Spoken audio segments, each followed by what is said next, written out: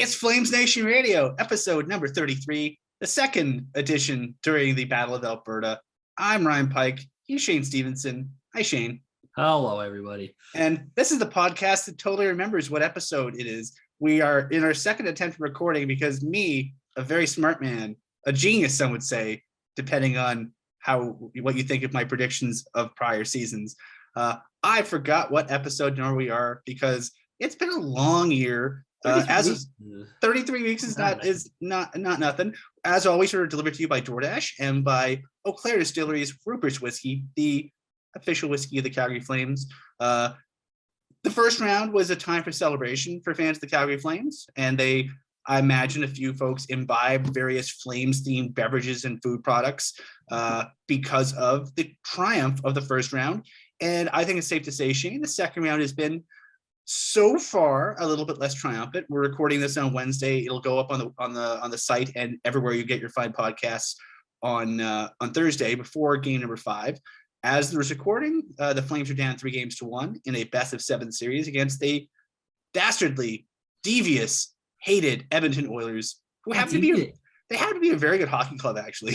It's easy, it's easy to hate them because they actually did some good moves this year, which sucks because one of the worst things I said the Oilers could have done for other fans was hiring Jay Woodcroft, because Jay Woodcroft, his language and how he spoke about the game. Jay Woodcroft seems like good. Such a chill dude. Jay Woodcroft just seems like the type of dude that, you and I could just grab a beer with and he would just nerd out about hockey. He seems like that kind of dude. And honestly, I like Edmonton staff, like Glenn Gulletson when he was here.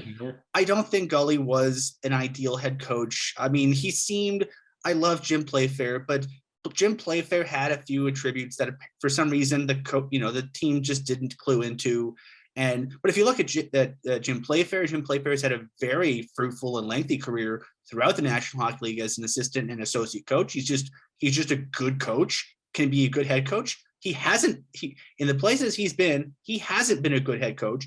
You could say the same thing about Glenn Gulletson, but you could also say the same thing, like Glenn Gulledson's been a very good assistant or associate coach in his various places. Jay Woodcroft brought in Dave Manson with him from the Bakersfield Condors, and he's slotted in. Their blue line group is solidified. Their power play is cooking. Like they've turned into, at the same time. I mean, I think saw the stat, and Shane, you're our stats guru, so you'd probably remember if I'm remembering this correctly or not. The Calgary Flames were I believe the hottest team in the National Hockey League after the All-Star break. Number 2 is Edmonton. And I don't think we gave Edmonton enough credit. Yeah, they were up there. Yeah, so they went on a bit of a skid. Like Woodcroft took over and they got the coach bump, was what everyone calls it. And they won on a bit of a streak, but then they lost a few games. They lost like 3 or 4 close ones, like in a 5-6 game span. And everyone was like, "Oh, there they go." But then they came back and they were 2 wins, 1 loss down the stretch, and they were good. Like they earned their playoff spot at a home ice advantage in the first round. They earned that. They were the second best team in the division. They were, if they had made the coaching change like 2 weeks before, and they might have gotten Calgary. And it doesn't help that you have a motivated McDavid he's doing ridiculous things on the ice. And I'll say it is so hard to defend a guy that does not just a motivated McDavid. We had a motivated McDavid, a motivated Nugent Hopkins. Darnell Nurse seems fairly motivated. Zach Hyman might be like Zach Hyman is a really good pickup. Mike Smith is playing out of his mind. But I mean, there's a lot of things going right for the Edmonton Oilers, and there's a lot of things going not right for the Calgary Flames. You might as well break down the series because I don't think we've done an episode since the series began, because we posted our earlier episode a day early so we could get it up before game 1. So game 1 was a goddamn track meet. There's really no way of dressing it up. It featured 3 very subpar goaltending performances. The best goaltender in that game was Mikko Koskinen, who came in halfway through and took the loss anyway. Mike Smith gave up 3 goals and got the yank. The winning goalie gave up 6, and some of them weren't particularly good, and he got the yank. And it featured 2 teams that basically saw a defense and went, nuts to that. Let's just score some goals. And it was an eventful game. It was an entertaining game. A lot of weak goals. Both the coaches, lot of goals that should have been stopped. The goalie coaches on both sides, Dustin Swartz and the Flames goaltending department, they're all on both sides are probably just tearing their hair out, going, Jesus, we're mixing a save, boys, for everybody involved. Dan Vladar was the only one who got through it unscathed, and that's because he was sitting on the Flames bench with a cap on, thinking, please, God, don't put me into this thing. And Dan Vladar got his wish because he did not get subjected to that game. So it was a track meet. It was good. It was fine. It was wild. And I'm pretty sure all the coaches were very glad for it to be over. Game 2 featured a 5-3 Oilers win. It was, again, another game where the Flames got early lead, and then the Oilers came back, and it was both the games. Game 1 was tied 6-6 early in the third period, and then the Flames won that game. Game 2 was tied 3-3 at the beginning of that third period, and then the Oilers won the game. So, if the first 2 games were more or less a saw off, and then in the third period, one team, one of each, said, we're going to win this one, and did. So, and again, the Oilers lost game 1 because they made mistakes in the third period that the Flames pounced on. Game 2 was the opposite. The Oilers won because the Flames made mistakes the Oilers pounced on. 2 breakaways. I mean, one shorthanded breakaway, and then a really nice play to spring. I think it was Mike Smith who sprung Leon Draisaitl with that nice bounce pass into. It was Smith that sprung it, but it was a very terrible play by the Flames defenseman to half go for it and then decide he didn't want it, and then he just got burnt. He sort of got caught in no man's land, and then Draisaitl got going. He went to lean up like he was going to grab it because it was a little out of Dry's reach, realized that Dry was probably going to get the better of him, and then tried to back up, but it was way too late at that point. And that's one of the ones where it's, in that moment, you can imagine it must be tough to be the defenseman in that situation. It was a bad, the fourth go-ahead goal was a bad goal too. It was shorthanded, and Anderson charged in. You remember, it was the one where the Flames had won the face-off. They were trying to pass it to the point, or to the right slot. The left side of the slot. Anderson had pinched in. Anderson ventured in. There was no one back. He turned the puck over, and there's no one back. Not just a turnover. It was a really smart play by Ryan Nugent-Hopkins putting a stick in that lane. So instead of having, you have Anderson ready for the one-timer. Look, his eyes as big as saucers, waiting for that pass, and then Nugent-Hopkins gets enough of it to sort of put it into his feet instead of into his wheelhouse. He goes, he was at the top of the circle spike. He snuck in. Yeah. He snuck in. Yeah, he snuck in, and then as soon as you don't get it there, you don't get possession, or you don't get it back down low, it's 2 Oilers. Well, it was Hyman, and he was just gone. Hyman was gone as soon Hyman saw open ice, and he was going to $1.65 up the QE2 all the way to Markstrom's net, and it's like closing time at the donut mill. He was like, I gotta get going here. Yeah, pretty much. But so it was equal parts. The Flames made a poor play, and the Oilers made a good play.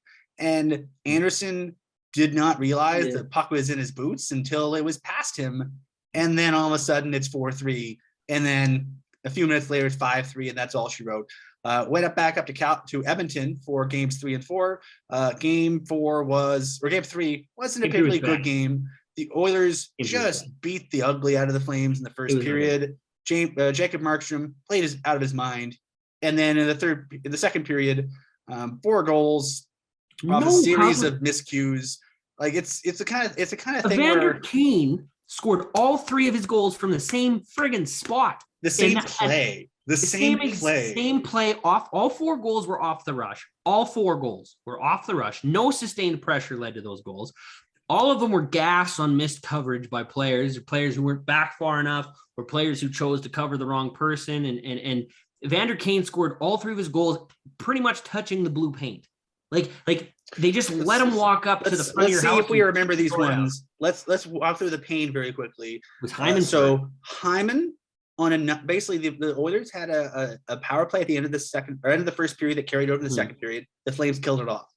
The Oilers have a very good power play, and I think the Flames were basically a little bit fatigued from that PK, and so the Oilers, they have a 3-man unit coming in: McDavid, Draisaitl, and Hyman, and the Flames back in a little bit. And if you're a defenseman, your choice is either you give them the blue line and you take away the middle of the ice, like you don't let them get through, or you pressure them at the blue line and make them dump it in or force a turnover. The Flames seem to do neither. They were sort of like, do we go here? Do we not go here? So they basically sort of backed into like I think the closest guy was sort of in the hash marks high slot area, And then the Oilers are like, sweet space. So it's just a pass over to open up Markstrom. And then they planked it far post. And then he went off the post. Markstrom was sliding the other way. He lost his net, but I think they still want him to have that. But that's when you don't roast him completely. That's the kind of, if you have three guys coming with speed, moving the puck that well laterally, your goalie's going to move laterally to try to cut off the angle. And then he just picked a spot. So it was equal parts a good series of passes to open up the goalie, and then a good shot to take advantage of the opened up goalie. So that's one of the ones you go, man, the D probably should have done many different things in that one. Zach Hyman hasn't missed very much. Zach Hyman's been excellent this series. It's annoying. The next three goals were all basically variations of the theme. Flames go into the offensive zone. Flames do a thing. The thing doesn't work. Puck's turned over. Pass, odd man rush the other way, and then someone passes it to Kane, and he shelves it over the goalie. And it was McDavid the first time, and then I think it was McDavid twice and Draisaitl once. But the one time it was Kane walked in. One time Shillington jumped over to cover McDavid, and he just kind of left the center lane. Like normally you'd think the center or the first forechecking forward would come back and help, but the Oilers had numbers, and the forechecking forward was somewhere up by the Flames bench. That's how far back he was. Yeah, so Kane was able to just walk in on one of those and you know what? When you're shooting the puck from literally in the goalie's crease, odds are you probably can score. Yeah, those are the kind of ones where you're like, man, it'd be super nice if Jacob Markstrom could make a game series saving save, but also, geez, help your goalie out, boys. Yeah. I mean, I don't think any of those you really say are on the goalie. It was just, I think it was, and Shane, I wrote about this. I talked about this on various media outlets this week. I think the challenge for the Flames in game 3 was, when Mark Giordano was here, he spoke at the end of a couple seasons in a row, but I remember this vividly, the end of the 2021 season when they didn't make the playoffs. And his observation was when the Flames got down in games, they would try to tie things up all at once. So basically what that means is, the Flames play, under Jeff Ward, they played a structured system that didn't really have a lot of, fast checking, but it was the same basic structure as the Flames do now. The Flames just play, a much more aggressive structured forecheck than before in all three zones, but it's the same basic defensive structure in terms of breakouts and stuff. So the thing that the Flames didn't do, the thing that the Flames tended to do, they gave up a goal. Like say, someone makes a cool offensive play, puck goes in, whoopsie doodle, you're down by a goal. So the bad Flames, for lack of a better term, would sort of stretch out their coverage a bit. So instead of having a compact 5-man unit with really smart, short, the term that Bill Peters used, he used the term short fast to basically say short fast passes. So you develop speed in your game by doing, having everyone sort of close to each other so that your breakouts are someone on the boards gets the puck, pass to one guy, pass to another guy, and you're out. And then you get speed in the neutral zone, and then all of a sudden you turn around the neutral zone forecheckers and the other team, and they have to chase and so on and so. You create speed that way. And so when the Flames do things poorly, or did things poorly under Ward and Peters, they would, instead of having everyone be compact and close to each other, they'd be like, oh, what if I'm like an extra 10 feet out this way? I'll have a little bit an easier time getting some zone space. So guys start cheating a bit in terms of their distance from each other. So you have defensemen making that pass, but it's a 20-foot pass instead of a 10-foot pass or a 15-foot pass. So there's 5 more feet to get off target or to get swatted down and intercepted. And you tend up, the tendency was they stretched their coverage out too much. They'd be giant gaps in the coverage. Guys on the other team would go, oh, I'll just stand there. And so they'd stand there. And I watched a few, some of the worst hockey games I've seen, games against Dallas and games against Minnesota and games against Anaheim of the last like 3-4 seasons, where the Flames would get down a goal or two, and then they would stand in the neutral zone and just swat down those outlet passes and just clutter up the neutral zone. Yeah. And all of a sudden it's a 2-1 loss because the Flames might get one back. But the idea, the problem with opening it up too much is you give up a lot of turnovers in the neutral zone and turn to odd man rushes. The Flames, and you give up a lot of possession too. Like you're dumping the puck in and you're throwing it away, and then you have to rely on the either when Daryl Sutter talks about plays dying in the neutral zone, that's sort of the thing he's talking about. There's also sort of a case of overcommitting offensively in the offensive zone. So anyone who's seen the Flames play this year is if the defensemen are very active, but the idea is defensemen from the point sneak in and someone cycles back to cover it up. So you never have one guy at the point. You might not have two defensemen at the point, but you always have multiple guys at the point to pass it back to get different looks, different coverage. Like the power play does this very well because generally speaking, outside of say when Rasmus Anderson overcommits on a pinch, your power play tends to always have two guys at the point. And again, they might not both be defensemen, but it gives you that little bit of a comfort zone where, oh no, they're challenging us. Flip it back to the point to Stone. Flip it back to the point to Shillington. Flip it back to the point to Hanneman. You have an outlet. What the Flames did against Edmonton in game 3 was they had like 3 or 4 chances where they got deep in the Oilers zone and either turned the puck over at the top of the circles or turned the puck over below the circle. Like they had 3 turnovers where guys got cut way back, and then it was a 2-on-1 or a 3-on-1 or a 3-on-2, like an odd man rush the other way. And when the guys getting those chances are McDavid, Draisaitl, Kane, Hyman, you're cooked. Because unless you have your best, unless you have like a friggin' Norris caliber defense in there to break it up, and the Flames don't, they have some very good defensemen, no one Norris caliber yet, but when they have odd man rushes against the best player in the world, the hottest NHL goal scorer right now, and Leon Draisaitl, who is, I don't know, he's probably top 5 in the world. Seems he won't shoot when he's healthy. He's top 5. He was shot in the first game, but he's been passing off a lot of, like he's been looking off and passing more often. It's worked though. Worked. I think he's lost a little power with his high ankle sprain in his shot, and he's not using it as the way he wants to. I don't think he can. But I don't think he can plant and get the power through his body as much. That's just a smart adjustment, and that's the problem. They're playing against top end, like McDavid and Draisaitl are top end players. They're players. They're top end players. They're players that Calgary has in Johnny Gaudreau, and that's about it. And in Johnny Gaudreau's not at McDavid's level. I love Johnny Gaudreau. He's not there. What McDavid's doing and McDavid can do with his skating ability is something that I haven't seen out of any Flame ever. It's like he did this one play. He did his zone entry. He got the puck in, turned backwards. The puck's glued to his stick. I don't know why. He never loses it. And he skates in. Instead of getting checked, he skates backwards, angles off towards the boards. All 3 guys clump up, go towards him, and then there's a pass, and the other guy just goes wide. And then McDavid I can rim it around the boards or fling it right across, and because everyone's looking at him. And that's the dangerous part. You have to respect the other players, but you can't give them too much space. And it's hurt that in game 3, that torched them.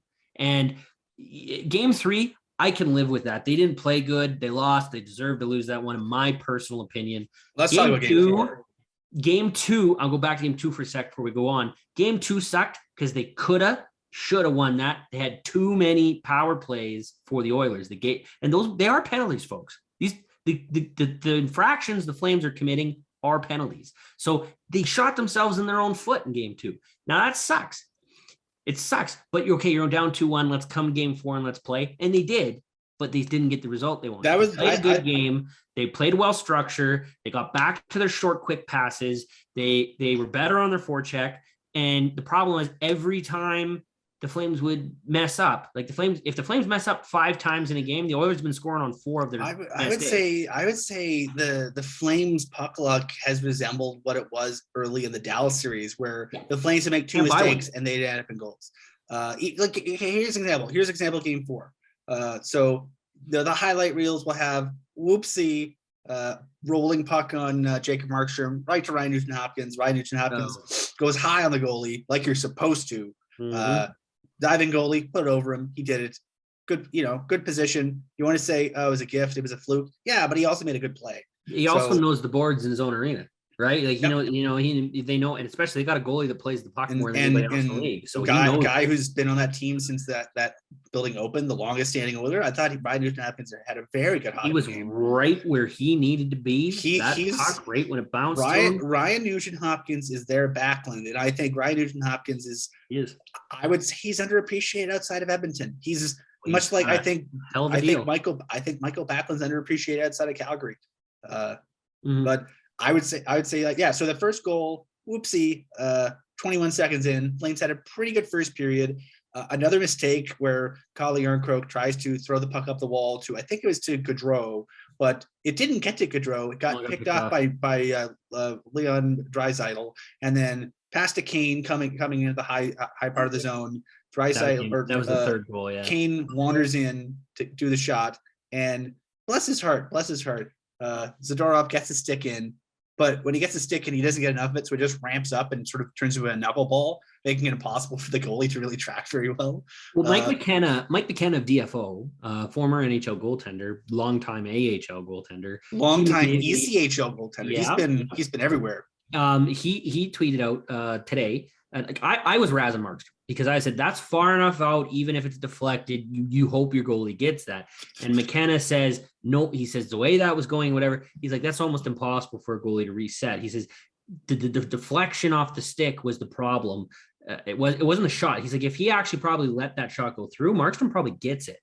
And we saw him get about a dozen of those similar styles of shots. The high slot shots from that side. Well, I was listening to a little bit of the St. Louis Blues Colorado Avalanche game before we recorded this, just on the radio. It's airing on Fan 960. They were talking about Steve Yzerman and how he used to just make sure that it never was his stick. When he was young and he was trying to build that winning culture, he was laying always his body.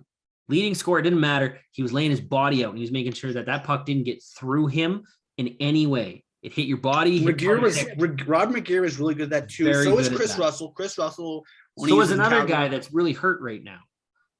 And we'll talk about him in a second. But yeah, I agree. I felt bad. I felt bad for the goalie in that one. On the second goal, you were right that the Zadorov tip was the third goal. The second goal was a not particularly smart puck battle that turned into basically a slew foot by Tyler Toffoli. The NHL did not levy any kind of supplemental discipline on him, and that he was lucky. I mean, Tyler Toffoli has a clean record, clean as a sheet, so I think he got the benefit of the doubt there. He was battling on the boards, and I think guy lost his balance as he swept the leg, Karate Kid style. And thankfully, it seems like everybody was fine. So no supplemental discipline, but Toffoli took a tripping penalty. And then if you take a tripping penalty on the Edmonton Oilers, you better damn well kill that penalty. And the Oilers moved the puck well. And then, as we mentioned, Leon Draisaitl had the puck on to Jacob Markstrom's left. And the Flames just sort of stood there for like a second and a half going, so do we go to him? Because the Flames were basically...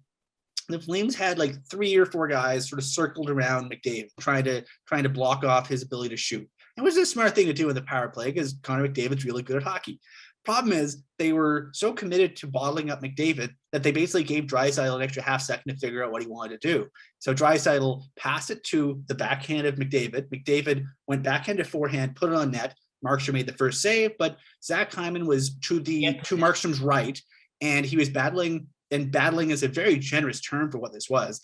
Hyman had position on Chris Tanev because Chris Tanev is playing with some manner of upper body injury that you, me, 80% of the listeners, 90% of our listeners, 95% of our listeners, when we eventually hear the severity of it, will go, oh, Jesus, why would you play through that? And he played through it because that's his thing.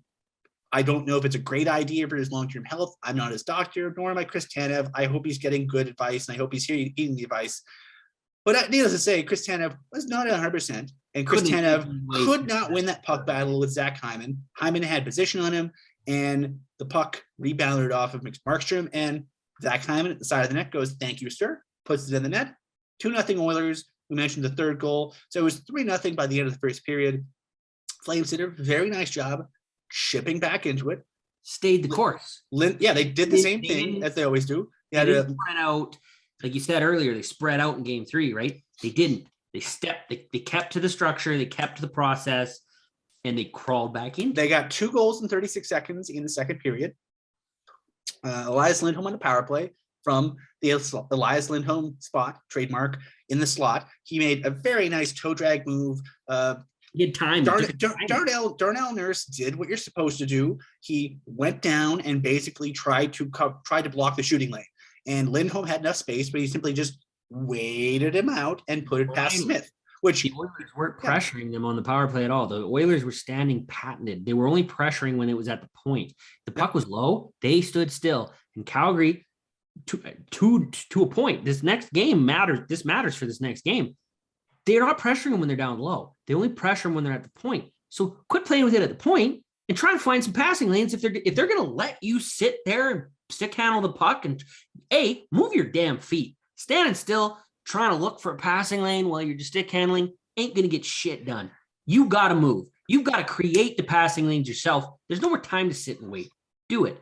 Second of all, if they're going to give you all that time, you should be able to at the NHL level, or at least try and shoot it off someone's friggin' skate in front of the net and cause a havoc or a scrum and hope that Smith, who is very flaily, leaves a hole open. That's what happened in that first goal. Lindholm had a million years to do it. Darnell Nurse did what you're supposed to do. He took away a lane, and then Lindholm created one by being patient. So that was a very nice goal to make it 3-1. Michael Backlund just basically anyone who saw that overtime game, I forget which overtime it was. I want to say game 5, LA and Edmonton, where in I forget which Oilers player or which Kings player it was, but the Oilers player who got turnstile. Yeah, Adrian Kempe did it to Keith. Backlund did it to Keith. Yeah, Duncan Keith's move on the left side of the Oilers zone is basically trying to make you go wide. And the problem is Duncan Keith is not 20 anymore, or 25 or 30. So he's lost a step. So he can't really close the gap and force you wide physically enough as he used to.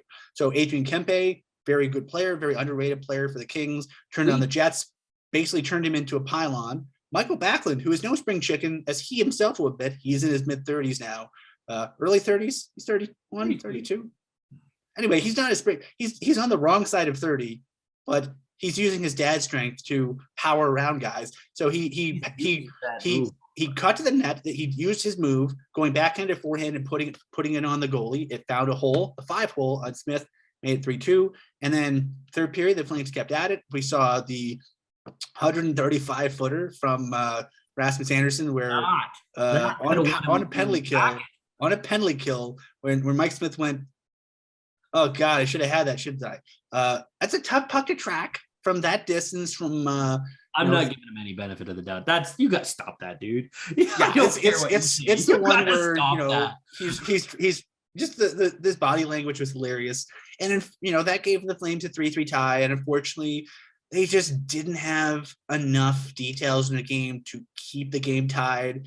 There was the dump in late that the Flames could not collect, could not box anyone out, they couldn't win the puck battle down low off the dump in. They couldn't keep Kyle Yamamoto from getting that pass up to the point. They couldn't keep the point shot from getting through. They couldn't box out Ryan Nugent-Hopkins at the side of the net. So a lot of things went wrong for the Flames. And granted, the Oilers did a lot of good things on that shift. But I want to talk about that fourth goal real quick. You go nuts, man. Because if Chris Tanev is healthy, Michael Stone's not on the ice then. He's not. Yeah. He's not.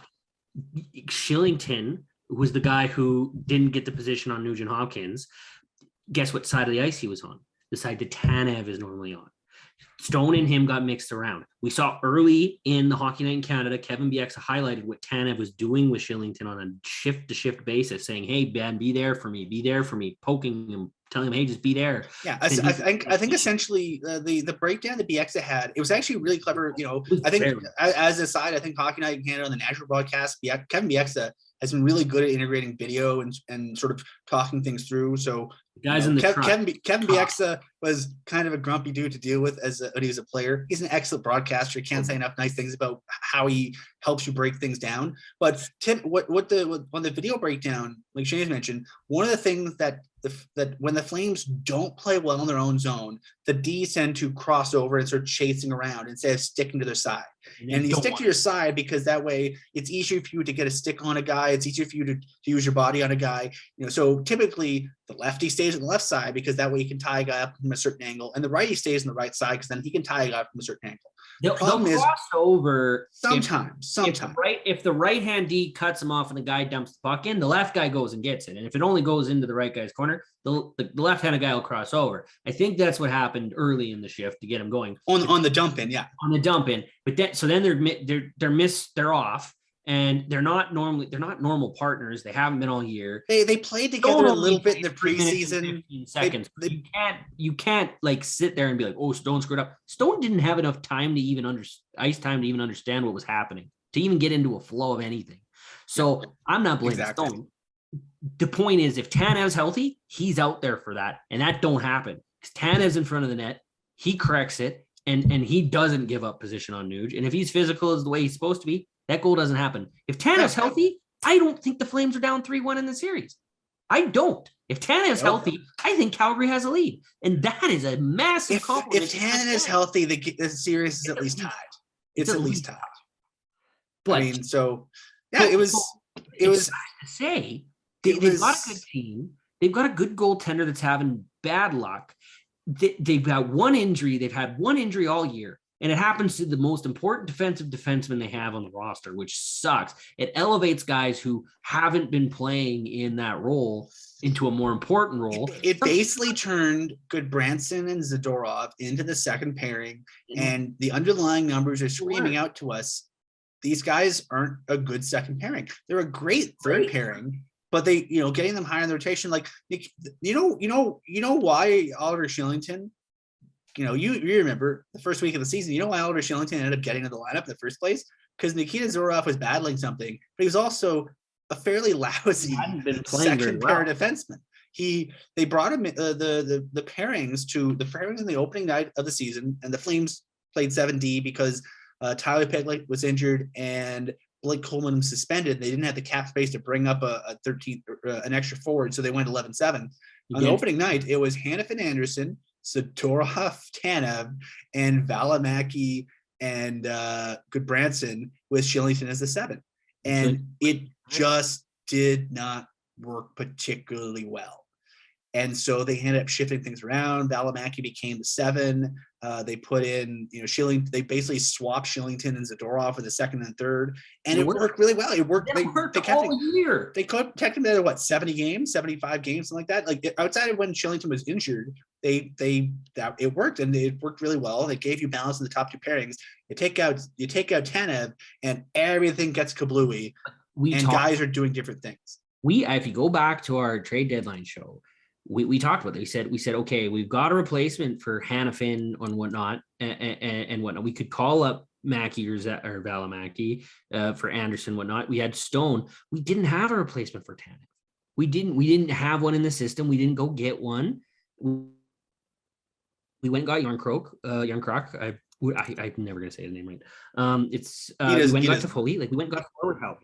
And we didn't get someone to replace or fill in the hole that Tanev could do, because if you did get someone that's skilled, you need to play them every day, and someone would be sitting periodically, and it just didn't work out. It just didn't. And it's the one guy that you really didn't have a replacement for, and you can't replace his minutes. Now he's back in. He's playing at, I think you said around let's be clear. Neither of us know for sure. We're getting injury information out of Daryl Sutter is like trying. It's easier to get. It'd probably be easier to get Daryl Sutter's bank code than his any injury information. You'd probably be able to get a piece of farm equipment off his farm before he'd give you any information. Oh, he's not giving you shit from his farm.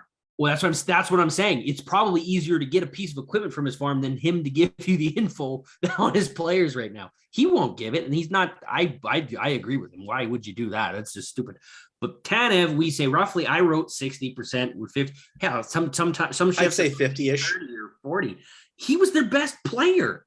Yeah, he had their best metrics on everybody. He played 17 minutes. They didn't shelter him. He was very visibly, everyone on the planet could see he was hurt, and he was still their best player. So that's why I'm saying, if he's healthy, this series is not where it's at. So we're in a situation now where the series comes back to Calgary with game numbers 5. Flames down 3-1. The Flames have played 9 best of 7 series that have gone down 3-1. They have won 0 of them. Statistically speaking, it's possible, but it's exceedingly rare for a NHL club to come back from a series down this far. It's not impossible. It has happened.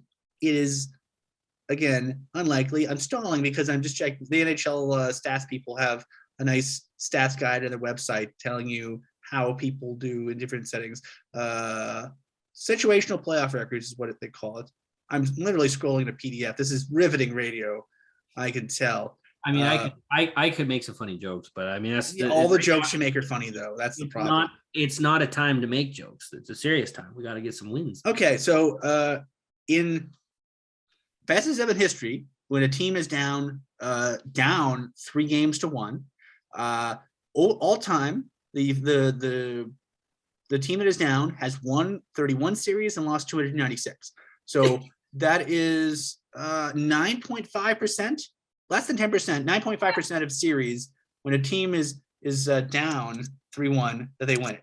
And if you're the team that has home ice, it swells up to 15 out of 120 series, so a 12.5% chance. So the Flames, it's not impossible. The Flames, this is maybe the fourth time in franchise history the Flames have gone down 3-1 to the Oilers. They've made it to 7 games twice.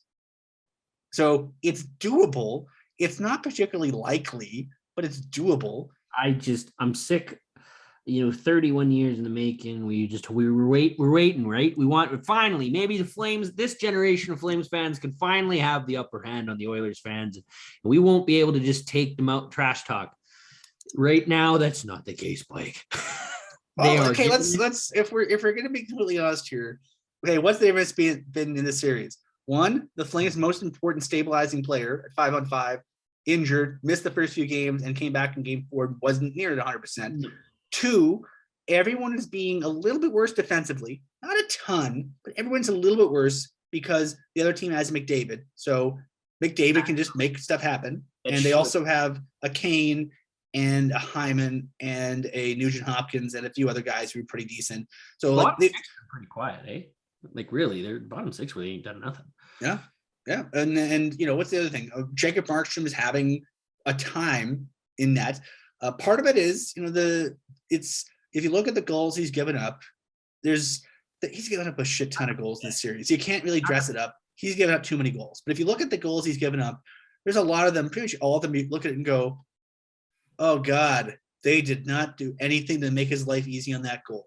I think he had one of the goals that Hyman scored in game 1 from outside of the dots, where I think Toffoli sort of stayed with his check and kept the guy on the outside, and then Hyman just sort of put it glove side, and he just beat him glove side from a weird angle. I mean, it was just a bad tracking by the goalie.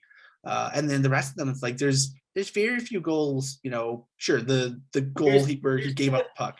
There's been a few. The bad bounce kind of on him, not in his net. I know you're supposed to play it, but I mean, it sucks. But a bit on him. I'll give the Hyman one a bit. He lost his net a bit. Still cross ice pass, not the easiest thing to do. First game's a write-off. I'm not even talking about the first game. They won that one. It was a. Well, even look at game 2. Breakaway. Like you would love to see Jacob Markstrom lay out and make a highlight reel save on the 2 breakaways at the end of game 2. He didn't. You would love to see him make some sort of a miraculous save on any of the 3 or 4 insanely good scoring chances the Flames gave up that ended up in goals in game number 4 or game number 3. He didn't do any of them. But they're also like insane, typical ones to do. He made the first save on the power play goal in game 4 that ended up going to Hyman at the post. I mean, that's just a good play. I still think it was just the Flames were trying too hard to keep McDavid from doing things, and they ended up giving Draisaitl way too much time. And then stick in the lane that from Zadorov, who that knuckleballed on him. Like, it's a lot of it. It's a comedy of errors, and it's not really a thing where you go, oh man, the Flames. Nothing about the losses the Flames have withstood have made you go, the Flames are a bad team, and this year's terrible to write off. It's the kind of stuff you go, oh man, this is like every bit of bad puck luck, and it's weird goals against and just every single mistake they make ending up in a really good scoring chance the other way. The Flames defense have made some gaffes. I'm going to be honest. The forwards really haven't. They've been in their position. They've been doing their jobs. They've been getting the pucks deep, and they've been on the forecheck. They've been on the back check. It's really been the deep. Like when there's a great Oilers chance, it's a defenseman that's made a gaff. It's either a pinch or a bad pinch or bad coverage, or you got missed around, or you couldn't. You weren't in the shape you should be to get your man. It really is the defense that's been the problem. Now, when your defense makes maybe 6 or 7 mistakes a game, you hope your goaltender only lets in 1 or 2. The Flames have been making maybe only 5 mistakes a game, like glaring mistakes.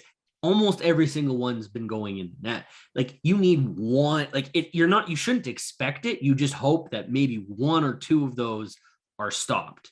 Like I said, you shouldn't expect it, but you hope. That's the hope part. And it'd be better if the defense didn't make those mistakes, but that's not hockey. Everyone's human. It's going to happen.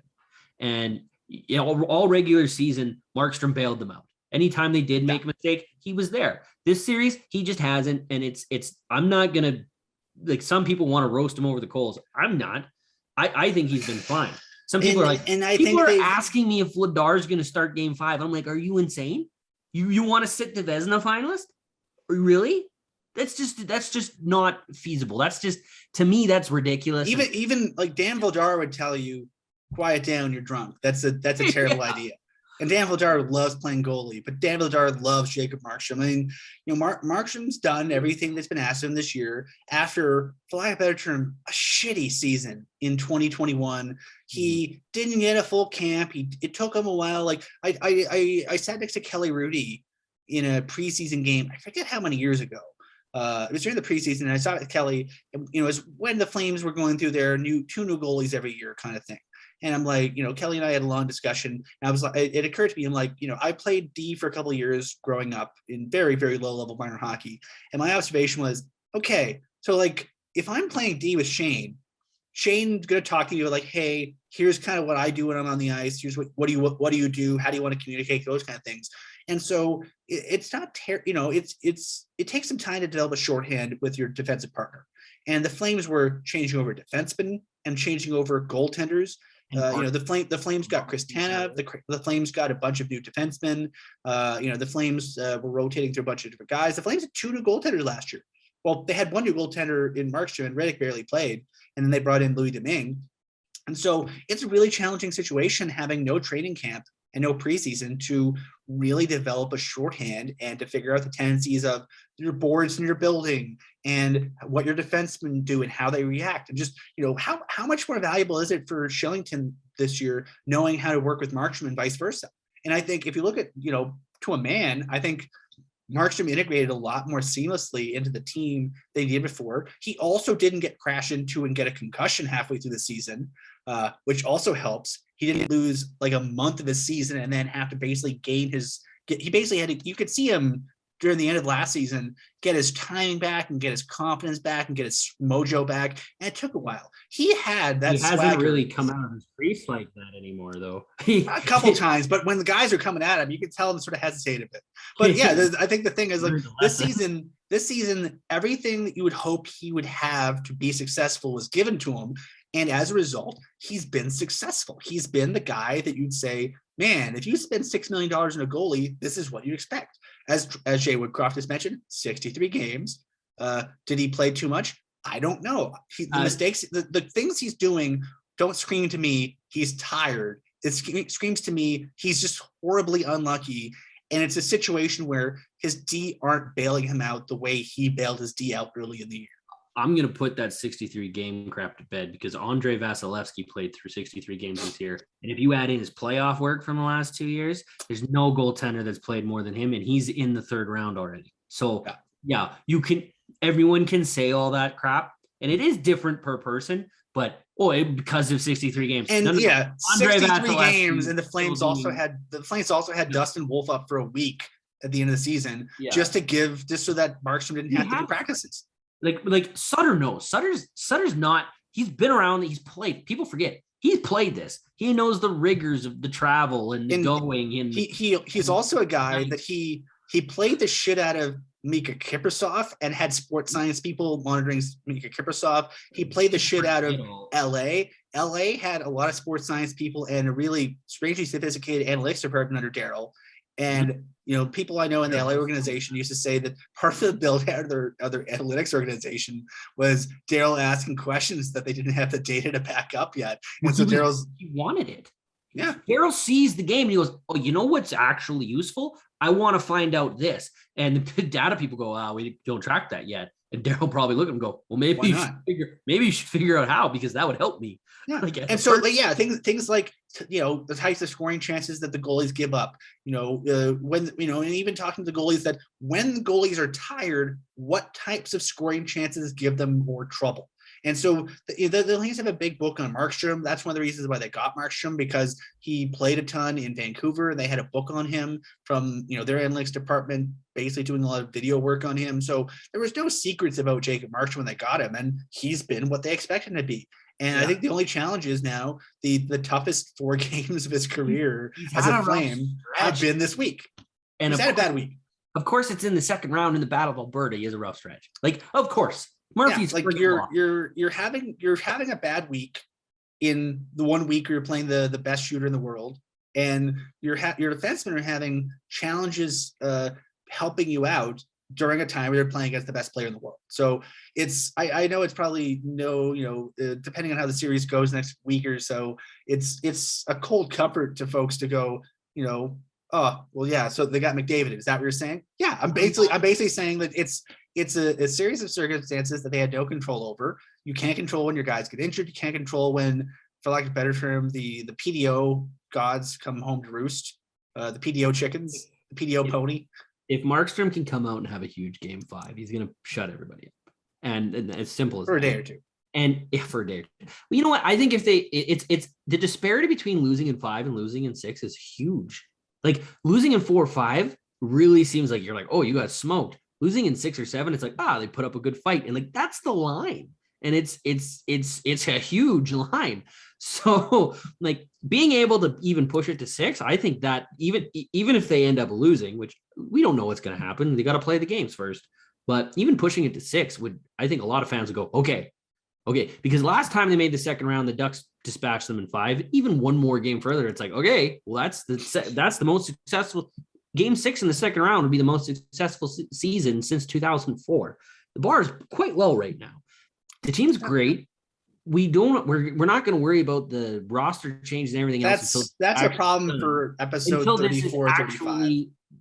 Until the book on this season is 100% closed, not creeping closed, not open, until it's 100% closed. That's when we worry about that crap. Right now, go out and worry about starting game 5 good, and then the shift after that, and then your shift after that. Okay. That's all you need to focus on. Shane and I had this discussion off air, and we're going to have this discussion on air because I like the answers we gave. Okay, so Shane, let's just say the Flames are unsuccessful in their comeback attempt in this series, and that this is the last series the Flames play, and Edmonton moves on to play probably Colorado. Would you say the Flames season has been a success? Yes, I believe it has, because it's how they got here has been different. They got pushed to the brink in Game 7, and they survived. They found a way through it. They found a way through amazing goaltending. In 15-16, it was a flash in the pan, or 2014-15, sorry. It was a flash in the pan. They had to come from behind all year. They made it. It was a miracle. They ended up with the weakest matchup in the playoffs. It was literally basically the 15th seed playing the 16th seed, and one of them had to win. Calgary wins, and then they get dismantled easily by a Ducks team. And I remember that Ducks series very vividly. They didn't even have a step on them at any point. They were getting run over, run out of the building in every section. 18-19 comes along. You don't even have time to think. The Colorado Avalanche take you out. You play rough down the stretch.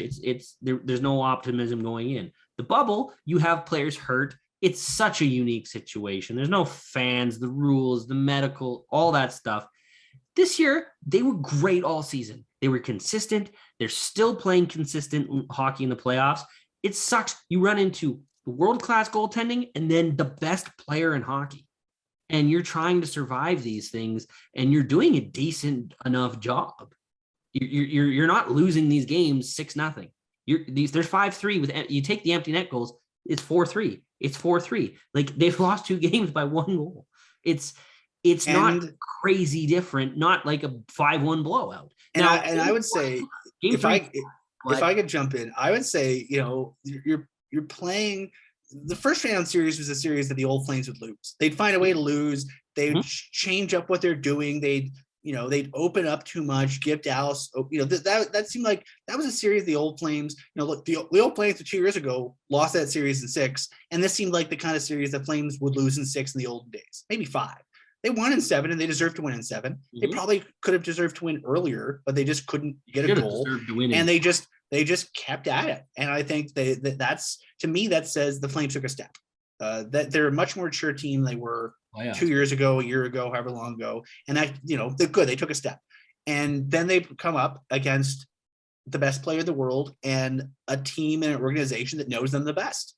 And, I'd say playing against the Edmonton Oilers, I think that, they didn't play their game until the 4th game of the series. And, we'll see how long the series lasts. But I think, I'm a Simpsons fan. In the classic episode, Bart Kearney, where Homer and Bart outsmart the Kearneys. At the end, Cooter, who was voiced by the late, great Jim Varney, said to his son, there's no shame in getting beaten by the best. And if you're trying to say that the Edmonton Oilers aren't that good, I think you're really ignoring a lot of really good things they've been doing since Jay Woodcroft came in. And I think you're ignoring a lot of really good things that a lot of their players have been doing. I mean, Mike Smith is 40. He is what he is. He's on a heater. But so many of their other players are just having outstanding seasons and outstanding series. Top end forwards are playing like top end forwards. Yeah, I think, and if the idea is like, okay, like, are the Flames getting the beats, the breaks beaten off them in these 4 games? No, they've been right there with them. It's been a game of inches. It's been a game of mistakes. And if you come away at the end of a series saying, you know what, you went up and played against Connor Friggin McDavid and a really good hockey club with 2 or 3 exceptional forwards, maybe 3 or 4 exceptional forwards. I think I think some people underrate, you can say what you want about Evander Kane's you can score goals, extracurriculars. He's a great goal scorer. Zach Hyman's great in all 3 zones. Brian Nugent-Hopkins is very good. And they're bottom 6. I mean, some of their guys aren't great. I really like Ryan McLeod. I was just about to say, of all of the 6 guys in the bottom 6, Ryan McLeod's actually stood out. He's gonna be like he's building up well. So I think and the Oilers have gotten some good contributions from their D, and the D have been supporting their forwards really well. The goal, I think you got if this series doesn't go the way the Flames and Flames fans want them to go, I don't it's the professional wrestling's the nature boy Ric Flair. When he was building up, promoting matches with the wrestlers he was facing for the world title, he would spend like weeks talking up how great these other opponents are, because that way, if he loses to them, he lost to somebody good, and if he beats them, he beats somebody good. So there's really no downside for him in building up his opposition. And I think for Flames fans, I mean, if this doesn't go the way you want to, as much of the sour taste to leave in your mouth. And I'm sure, you don't want to do this in front of the most boisterous Oilers fans that we know many of them who run our sister site up north. But you gotta, what's the old saying? Game recognized game. There's no shame in being beaten by a good team. The Flames beat a good team in the first round. I did an interview this morning or this afternoon for Global, discussing the series. And so there's 32 teams in the NHL. Half don't even make the playoffs. And then it gets cut down to 8, and then it gets cut down to 4. The fact that Flames are even in contention for a Final 4 spot is a massive step forward for the organization. And we obviously will have to have conversations about, okay, well, they took a step. How do they stay in contention for a top 4 spot? That's the same mentality. I think the mentality, I think they're going to have to make some smart moves over the offseason, but I think they put themselves in a situation where they have a good, a really good foundation to build off of. And Daryl, as Shane, you listen to everything that Daryl says, so do I. Daryl's talked a lot about building a foundation this year. And I think win, lose, or draw in this series, I think you have to acknowledge that the Flames have built a very nice foundation that probably wasn't there to this extent in previous seasons. And it's not just players. but it is a lot of the players. And it's not just mentality, but a lot of it is mentality. It's a lot of different things that had to coalesce. And I think if you go, oh, it's a lost season, I think you're missing a lot of the really good things that were done this year, both at the NHL level, the AHL level, and elsewhere. And anyone that's worried about Daryl's not a spring chicken no more, but he's got a good coach working with him in Kirk Muller. And he's got 4 or 5 good coaches working with him. Well, Muller's the guy that came in this year, but all of them, and they're learning this foundation. They're learning what he's come in. Daryl Sutter's come in. He's changed everything about how the Calgary Flames operate on a day-to-day basis. He's changed how they play on a day-to-day basis, and he's changed how the mentalities. Even if you listen to the players' media, I know you do, Pike, because you're part of the media availabilities. But the players, when they talk to the media, how they talk to the media, the words they say to the media, the mentality, the discourse around it, it's different. It's this whole year has been a different Calgary Flames team than we've seen since the early 2000s. And it's Daryl left, the attitude, the mentality left. He's come back. He's brought it back. They need to find a way, no matter what happens, 10 years from now, to keep this mentality. You want to keep that winning mentality. You lose it, you don't want to lose. You want to win that cup every single year. You're drafting guys can draft good players in the 20s. Even if you do have a good season, you don't win. You can find great players in the 20s. They're gonna find somebody good at like 65 this year. They always do. Rasmus Anderson and Oliver Shillington are second round picks of this team. Shillington was the last player picked in the second round. The year he's 60th overall, I think. 60. And it was not quite last. I think there was 61 or 62 that year. No, he was the last one. He was the last one. They traded up to get him in the very last pick of the second round. Yeah. So like they can find good players without top end picks as long as you consistently have a mentality. You can develop these players if they show up and they understand it's a winning environment. Like there's a reason Jacob Pelletier didn't play a game with the Flames this year, because he's down there. He's down in Stockton, or future, we can say this now, future Calgary affiliate team. We don't know where they're going to play or what their name is, but we have ideas, but we're not allowed to say them yet. Yeah, exactly. You guys don't know that yet, but he's down there. He's playing games, and he's down there. Him and Wolf are trying to win a championship. They're trying to understand what it takes to do that. So when they come up, they're ready. As an aside, Stockton playing a very good Colorado Eagles team in the second round. Glenn Godden, unavailable for the team. I assume he's injured. We're not going to get it's the playoffs. You're not going to get information. So Glenn Godden, their first line center, unavailable. There's a hole in their first line. Who are they put in there? Rory Cairns, the second leading scorer in the OHL. He came into camp, practiced with the team for a week or so, and they say, "Oh, Glenn can't play. Rory, how about you?" And Rory played, regular minutes in a second round playoff series for his team's, his NHL parents' minor league club. 2 years after he was drafted, Rory Cairns has made strides. He is a natural center. That is something I'm very interested in. He's not big. I think eventually he ends up on the wing, but I'm willing to be, Rory, if you're listening, I'm willing to be proven wrong. I don't care. If he turns into a good NHL player, I don't care where he plays. If he can figure out how to play like Braden Point, he'd be great up the middle, right? Like Point's not big, right? Yeah. Like you can be an effective center. It's about, Sutter says, it's not about size. It's about how you do your checking. Like Mangiapane's fantastic at it. That's why his underlying numbers are great. It's because he knows how to pursue the puck.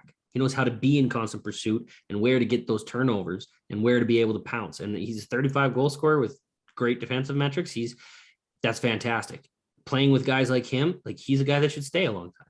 We'll see. Right now, I'm worried about Game 5 and the first shift in Game 5. And please don't let a goal in the first 30 seconds. That seems to be a trend for everybody. For both teams. How about we just come out and just play a good, solid game? Fingers crossed for a scoreless first from both teams. That'd be fun. That would give March. That plays right into the Flames books. Scoreless first, great. And last time though, it didn't work out for them in the second. But we'll see. Only see. Like we could talk about it till the cows come home, but it's time to play. So that'll do it for this week's episode. As per usual, we're brought to you by DoorDash and by Eau Claire Distillery, makers of Rupert's Whiskey, the official whiskey of the Calgary Flames. And hopefully there will be, another game or two or three left for Flames fans to toast, either in celebration or in commemoration. Because, you know, like I said, half the teams don't even make the playoffs. You think that the folks at Canucks Army and the Vancouver Canucks fans wouldn't be like, oh man, if only we had, you know, a first round exit to cover. So it's been enjoyable, you know, and hopefully everyone is having fun and staying out of trouble and largely enjoying themselves. I know playoff hockey can be stressful on many physical and metaphysical levels, but hopefully everyone's staying hydrated, staying limbered up, and having some fun. For Shane, I'm Ryan. We'll talk to you guys next week when hopefully, fingers crossed, there's more hockey to talk about. See you next week.